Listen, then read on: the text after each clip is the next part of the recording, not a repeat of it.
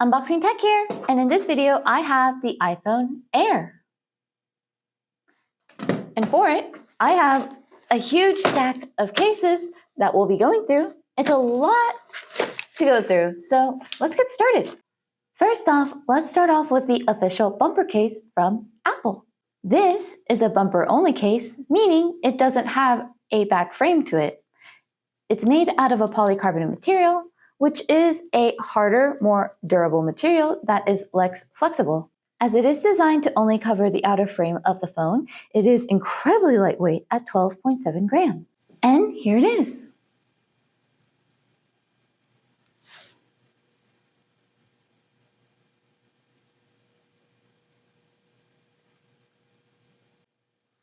Here's the view of the sides. The cutouts look perfectly matched. Of course, it's a genuine Apple case. Plus, you can see the strap holes on the corners here. The buttons are all covered up, as well as the camera control button, which does work without any issues. In regards to the front screen, we see that there is an even lift, just kind of all around. This is good for when you put your phone screen down like this. It should be enough to keep the screen from touching the surface of the table, but not too high that it'll interfere with swiping. In that regards, this is a good amount of lift, and it's more than enough to do the job. However, the back camera, as we can see, is left wide open. Even when we turn to the side, we see that the side of the case is lower than the plateau of the camera lens. This means that when you put your phone on its back like this, the first thing that the table will touch is the camera lens. Although the camera lens itself is made out of a pretty tough material, over time there may be accidents or certain things on the desk which may cause damage to the camera lens, especially in a case like this. Just something to be mindful of. Once again, here's the side profile just to see how slim it is. And we'll use a digital caliper to measure it the best I can. And we're seeing it at around 8.8 millimeters. It doesn't have like a supplementary MagSafe ring, so you will just be using the built-in MagSafe ring that is inside the iPhone. And I don't know if you've used it before, that ring isn't that strong. Of course, it's more than enough to use with accessories such as this, and it will hold up when you're using it on kickstands and such. It's also MagSafe charger compatible. However, you will want to be mindful when using MagSafe accessories, as if there's possibly like a metal piece stuck on the magnet ring here and you just directly attach it to your iPhone without realizing, there is a chance that you could accidentally scratch up your iPhone by doing so. It is a sacrifice that you'll have to make in exchange for the slimness of the case. So yeah, just be aware of that. And here is the summary for the Apple bumper case. So this is a case for people who don't like cases.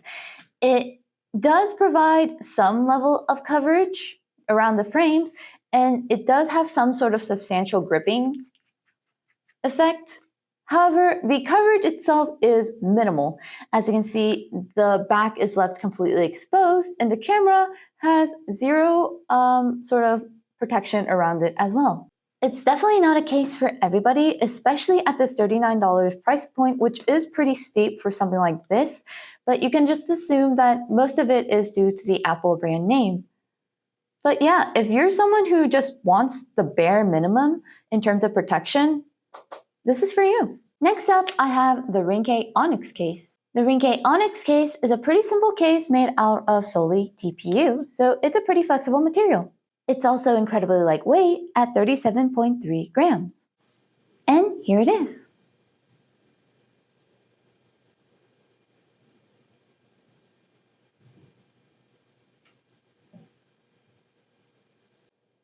Here are the sides of the case. The bottom cutouts are nicely centered. There is a strap hole here. The buttons are covered. And there's another strap hole here. So with the dual strap holes, you can use it with an Apple crossbody strap if that's your fancy. However, the camera control button is left uncovered, but you can still be guaranteed that the camera control will work without any issues due to that.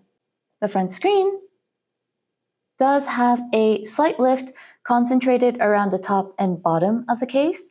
The sides are left flat for minimal swipe interference when you're using the phone. I'm in love with how the back camera plateau is all covered up like this. Great for protection. And there is a good amount of lift around the camera lens that you can see right here, which is great for when you put your phone on its back like so. And it'll be a great amount of protection, keeping scratches off your camera lens and your flash as well. Here is the side profile. Very slim, true to form for the air. And with the digital caliper, we're seeing it at around 8.6, 8.7 millimeters. That's pretty slim. Although it's visually not that interesting, the Ringke Onyx case has always been one of my favorite cases ever. It's mostly due to just the little details that it has. The back texture is very smooth to the touch. The sides have these little bumps on it, and they are great for gripping the phone. This is literally one of the grippiest cases I've ever used. It's super comfortable to hold, and just the general slimness of it is a great fit for the Air case. And it's incredibly lightweight as well.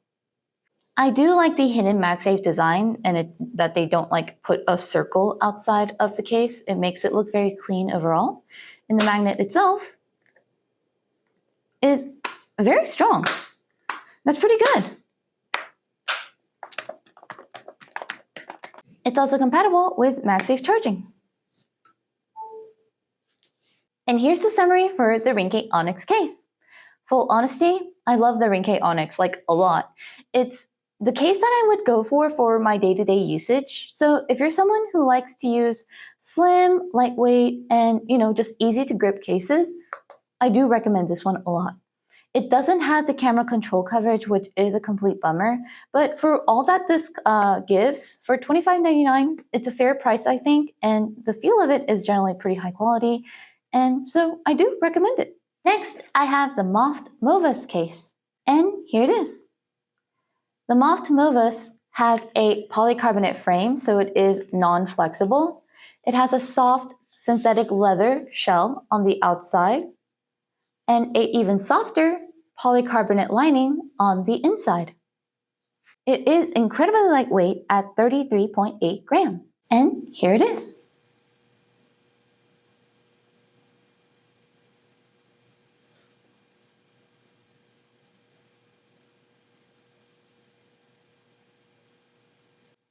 Here's the view of all four sides. The cutouts are nicely centered. The buttons are covered with this aluminum material.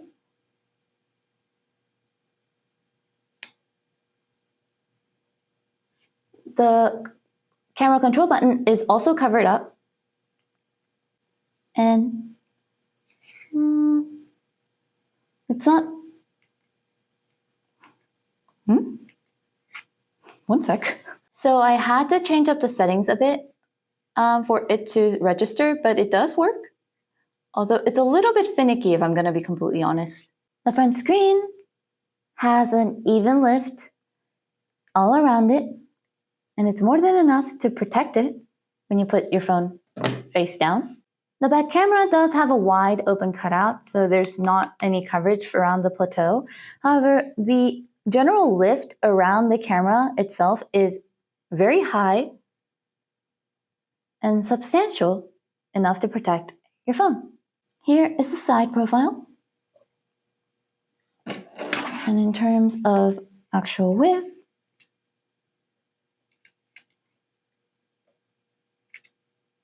it measures at about 9.5 millimeters.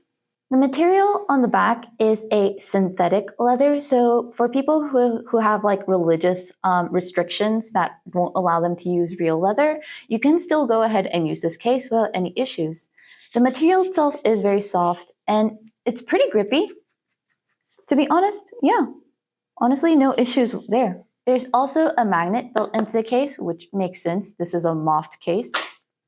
The magnet itself it's okay. It's about even, maybe a little stronger than just the natural feel of the iPhone itself. But it's more than enough to hold up accessories and your phone when you have it on like a charger. It's also compatible with MagSafe charging. So here is the summary of the Moft Movas case. Overall, not a bad case. It's incredibly lightweight. It doesn't have the plateau coverage, which is a bit of a bummer, but it does have the camera control coverage, which I also found to be slightly finicky, but it might just be me. It is priced at $49.99, which is a bit on the higher side as well, especially for just a simple case. It does have the metal-based button covers, which does add to the premium feel of it.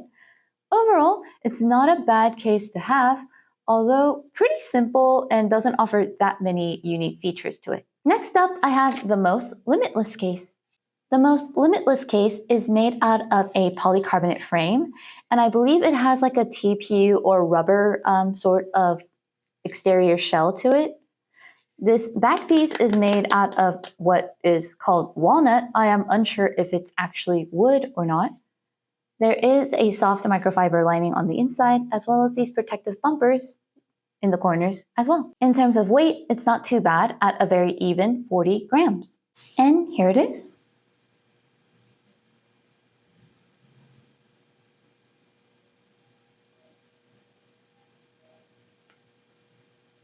Here's a view of the four sides. The cutouts are nicely centered. There is a single strap hole here. The buttons are also covered up. There's another strap hole here, so you can go ahead and use the Apple crossbody strap if that's your fancy. There's also a camera control button cover, which is fairly easy to use. The front screen has a concentrated lip around the top and bottom of the case, and it's very high, as you can see. The sides are lower to minimize the swipe interference, but the overall cover of the front screen is very, very nice. However, the back camera is left wide open, and the edges around the camera lens itself is not that high. It should be enough to protect the camera itself when you put it down on its back like so. However, yeah, it's pretty minimal. Here is the side profile. And it has a width of about 9.78 millimeters. Although there is a texture just all around the frame of the case, as well as these little ridges here, I don't feel like this is the most grippy of cases. It does slip a bit when I use my usual grip test. But the texture itself isn't rough to the touch or anything. It's pretty comfortable to hold. It just isn't very grippy. So the last Mous case I used had a pretty weak magnet, and the same goes for this one. It really just comes off without much. Oh, see, yeah. Not sure why they chose that route, despite the incredible price point I will share with you later of this case. It's kind of disappointing, all in all. It is, thankfully, compatible with MagSafe chargers. So here's the summary of the Mous Limitless case. Already off the bat, as you can see, it is priced at $79.99, which is an insane price for a case of this quality. It's pretty standard overall, and there are some things lacking with it compared to cases that were priced under 30 bucks. Of course, I'm not going to test out the drop protection that this case brings, which may be the main draw of it. But just from a general usage standpoint, there are plenty of other cases that do all this and more at a much better price point. So it's not necessary that you pay this amount for a good quality case. Maybe if you don't have the money to splurge, look elsewhere and you won't be disappointed. Next up, I have the UAG Metropolis LT case.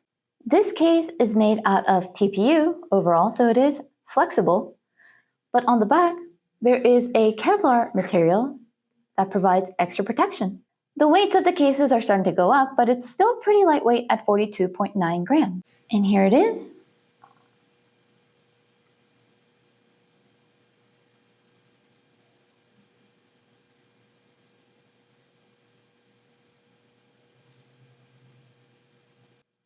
Here is a view of the four sides. The cutouts are nicely centered, and there are strap holes on both corners of the case, which makes it compatible with the Apple crossbody strap if you want. The buttons are all covered up.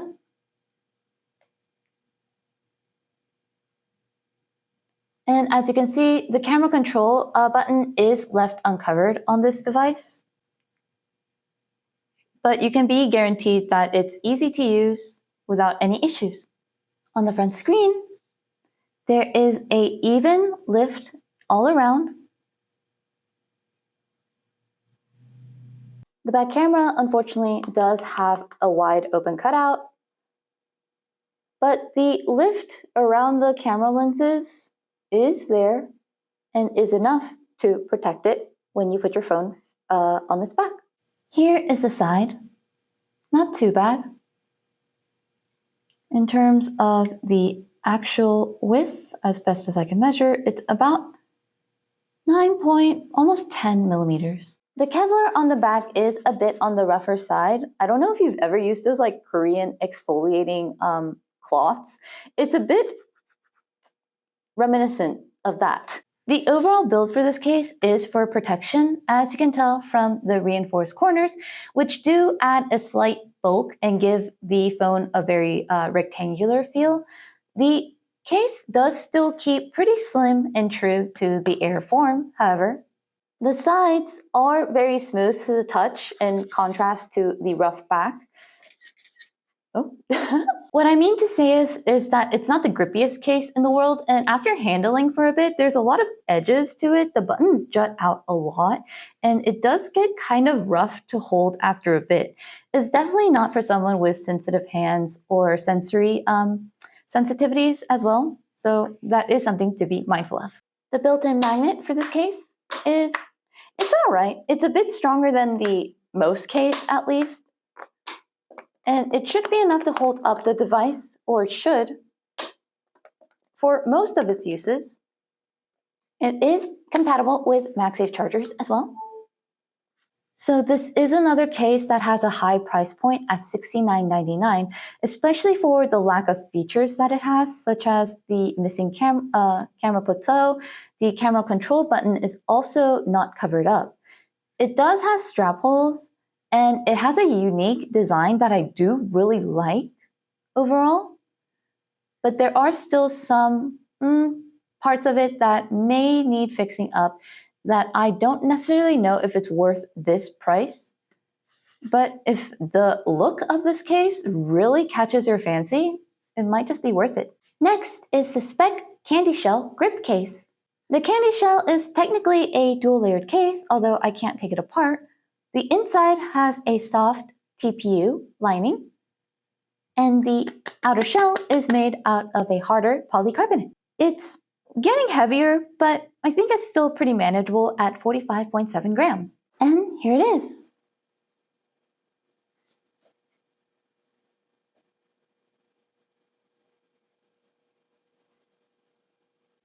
Here's a view of all four sides. The cutouts look nicely centered. The buttons are covered up.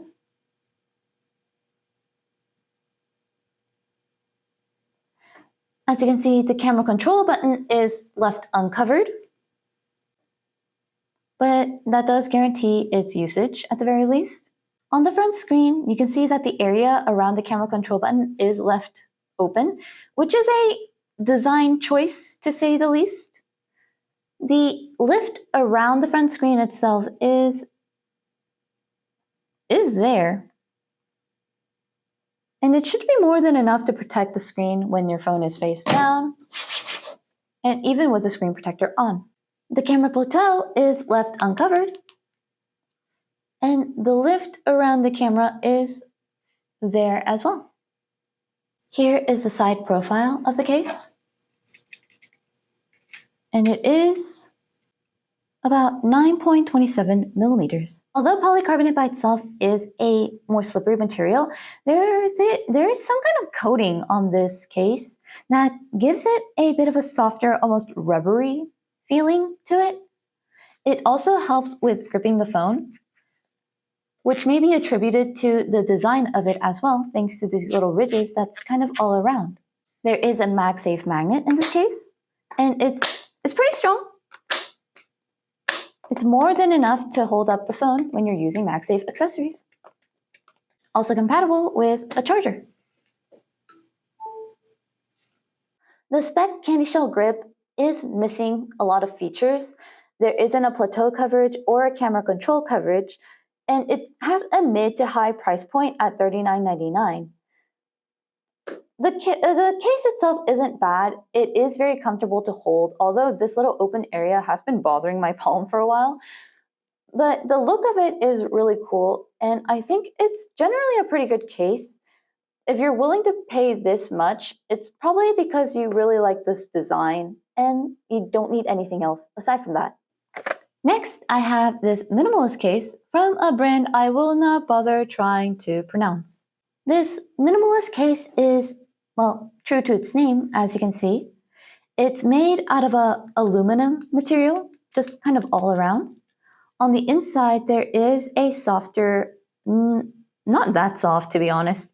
It has a cloth padding on the inside, probably to keep the case itself from scratching up your phone when you install it. It does weigh 30 grams, which is honestly kind of heavy and pretty equal to the Moft and the Ringke case that we've already reviewed. So this part does come off, which does make installation very easy and safe. If I can get it to click back together. There we go. And here's how it looks.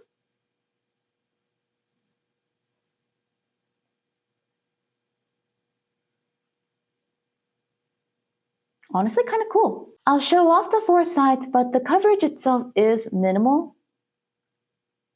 Or, you know, barely there.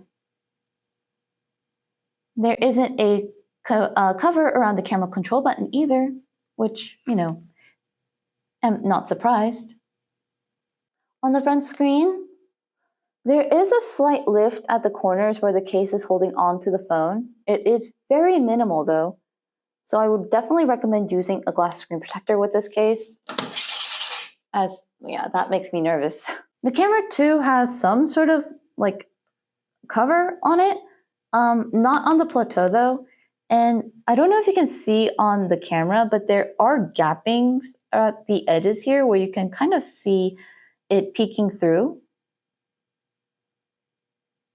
It may attract dust in these areas, which might lead to scratching up at the frames here. But if you're using a case like this, I don't know if you're necessarily worried about scratching up the frames. There's also hardly any sort of lift around the camera lenses.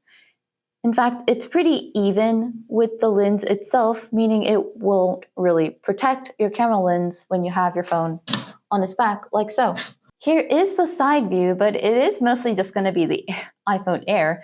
The measurement around the MagSafe ring to the screen is about 9.6 millimeters, so it is slightly thicker in this general area, but the overall holding part of the case will just be the phone itself.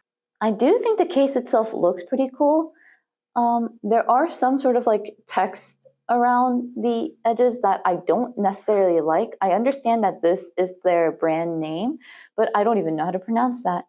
There's also a kickstand in the middle here, which I've had trouble opening with my nail. And this is as far as the angle goes. It is also 360 degrees rotational, although the rotational is a bit janky. The hinge, though, is pretty strong, so you can set your phone at about any angle and it will hold it up. And due to the rotational feature, you can get to use this feature at any orientation, whether it's landscape or portrait mode. Yeah, that's really rough. This is also a MagSafe ring, so you can use it with MagSafe accessories. The overall magnetic strength is pretty equal with just the iPhone Air itself, to be honest. It's not that strong, but it is enough to hold up most MagSafe accessories, such as this one. And because it is covered up, it won't scratch up your phone either, which is great for protection. It's also compatible with MagSafe chargers. So like the Apple bumper case, this case does really choose its audience. It's definitely for people who don't like cases, prefer that minimalistic and lightweight look. I say lightweight, but at 30 grams, it's pretty comparable to the Ringke Onyx case. Plus, the Apple bumper case was only around 12-13 grams in weight total, so it is heavier than that. Of course, 30 grams is still really lightweight. It's also priced at around $36.99, which the Apple bumper case was only $39.99, so it's not that much of a difference. They do cover different areas, such as the minimalist case covering mostly the back area, while the Apple bumper covered the sides. Plus, this case does have a kickstand as well, so it really just depends on what you're looking for. Next, I have the ESR Tough magnetic case. The Tough magnetic case is a dual-layered case with a TPU inside and a hard polycarbonate outside. It's pretty weighty at around 73.9 grams. And here it is.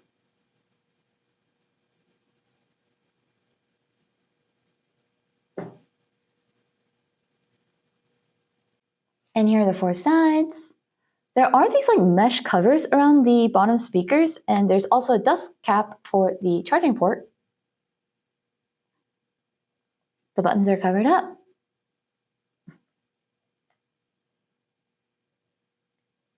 And as you can see, there is a camera control coverage button that is easy to use. The front screen has a lift just kind of evenly around, but it's also concentrated at the corners for extra lift.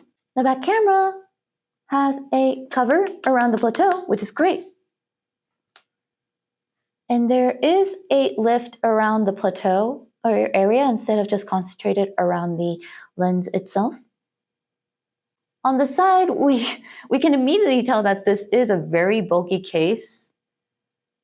It is definitely made for protection and not for slimness, and it kind of just looks like a regular iPhone at this point and not the Air. In terms of the general width, we are looking at around 11.3 millimeters. The ESR Tough case also has a built-in kickstand. This is about as far as it goes. It's generally made for standing up in a landscape mode. It's not necessarily great for portrait standing, although it still does that. So if you're looking for something to prop up your phone while you're watching videos, this is a great addition to the case. The overall feel of the case is pretty nice. I would prefer the TPU kind of being on the bottom, as the TPU is much more grippy than the polycarbonate, which is kind of slippery if I'm going to be honest. Also, not a huge fan of this design of the MagSafe ring being visible. I think it kind of ruins the overall clean look of the case. Testing out the MagSafe, it is very strong, I will say that. This is probably one of the stronger magnets we've dealt with today. And despite the overall bulkiness, it is still compatible with MagSafe chargers. So cases like the Apple bumper and the other minimalist case we saw earlier are definitely made for a certain type of people. However, on the opposite end of that spectrum, we have people who like cases like the ESR Tough. The Tough case definitely gets rid of a lot of the slimness and lightweightness that made up what the iPhone Air. However, in exchange, you do get awesome levels of protection. You also get the plateau coverage and the camera control coverage, both of these which were missing a lot on the other cases. And at the price of $26.99, this is an awesome price for a pretty good case overall. Of course, if you're looking for something a bit more slim and true to the iPhone Air, I wouldn't recommend this case. But if you're looking for something with protection and just general everything, this is a great case to go for. Next, I have the Supcase Unicorn Beetle Grip Case. The Unicorn Beetle case is a hybrid case that has TPU sides and a hard polycarbonate back. It is a bit on the heavier side at 56.8 grams. And here it is.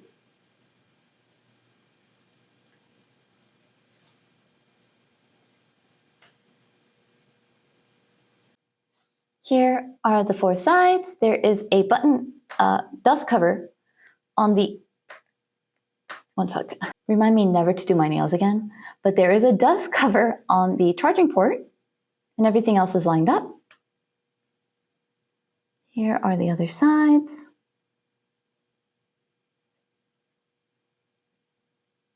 And as you can see, there is a cover on the camera control button and it is pretty easy to use. On the front screen, we see that the lift is concentrated around the top and bottom of the case, with the sides being pretty flat, which is good for swiping. The back camera plateau is left open, but the lift around the camera is very substantial and kind of around the plateau in general. Here is the side profile. According to the digital caliper, it stands at around almost 10 millimeters, which is honestly kind of bulky. The TPU does feel pretty nice and grippy at the sides, although the kind of like jutting out areas here do help holding the phone from slipping, although they also do add a bit of texture that may be bothersome for some people. Another good feature of this case is that it has a kickstand. That's as far as it goes, and it's not rotational and it's located at the bottom, so it's great for like a portrait mode viewing. And the hinge is pretty strong, so it holds it up at any angle you set it at. On landscape mode, it only holds it up at a single angle, such like this. But it's more than enough to do some just regular, video viewing if that's what you want to do. The MagSafe ring is also incredibly strong. And it's great for using with like car mounts, I think, so it won't just accidentally fall off while you're on the road. It's also compatible with MagSafe charging. Although the Supcase Unicorn Beetle grip case isn't the lightest or slimmest case in our arsenal today, it's not a bad case at all. It does have the extra protection, as you can see from the general silhouette of it, and at $25.99, it's a pretty good price for what it is. So if you're looking for a case that's protective and, generally easy to hold, this is a great case to go for. Last but not least is the iBlason Aries case. This case is pretty unique from the other cases we've reviewed today, as it is a 2-piece case with a built-in screen protector. It's also the heaviest of our cases today at 85.7 grams. And here it is.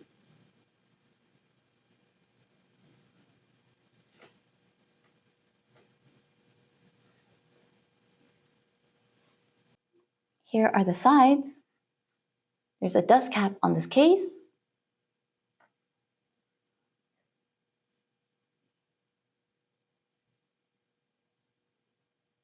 This case also has a camera control button cover, which is,